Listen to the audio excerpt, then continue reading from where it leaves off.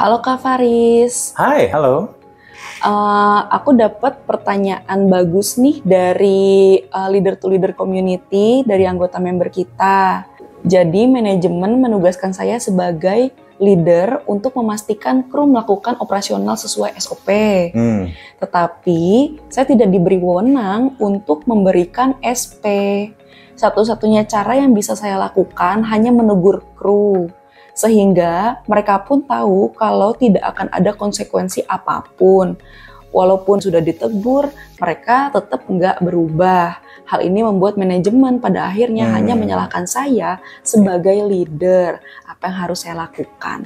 Oke, leaders. Di situasi di mana kita punya tanggung jawab untuk memastikan performa tim tetap optimal dari sisi ketercapaian target, termasuk compliance terhadap SOP dan operasional yang ada, di beberapa situasi kita tidak diberikan kewenangan yang sejalan dengan apa yang menjadi tanggung jawab kita. Silakan diperiksa teman-teman dari area masing-masing apakah kontrol ini sudah bisa dioptimalkan atau sejalan dengan apa yang ada di tangan kita. Kalau misalnya memang kita tidak bisa memberikan SP, setidaknya hal-hal berkaitan dengan ketercapaian target, operasional, itu setidaknya masuk harus di dalam KPI, di mana penilaiannya adalah direct yang bisa kita berikan.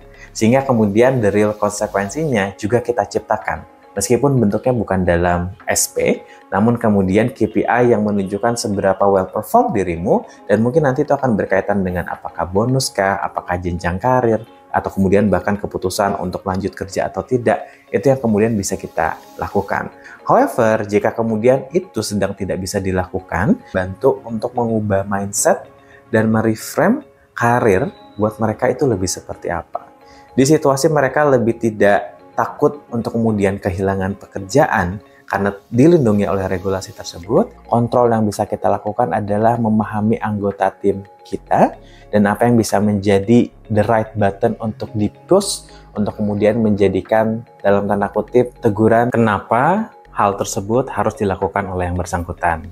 Misalnya, karena lebih tidak memperhatikan reward dan punishment, kita bisa melihat sisi angle-nya adalah bagaimana dia nanti terlihat dari anak-anaknya kah, atau kemudian keluarganya, apakah dia mau dipandang sebagai orang yang bertanggung jawab, disiplin, dan bisa menjadi contoh yang baik, ataukah ya sudah bekerja seadanya saja dan lebih memberikan contoh yang buruk.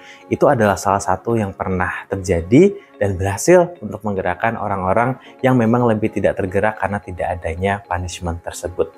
Kita perlu menemukan di anggota tim kita, kira-kira apa aja right button yang mereka punya, sehingga itu bisa menjadi salah satu solusi yang bisa dilakukan di titik saat ini. What do you think, para leaders? Let us know ya kalau misalnya ada pemikiran yang lain.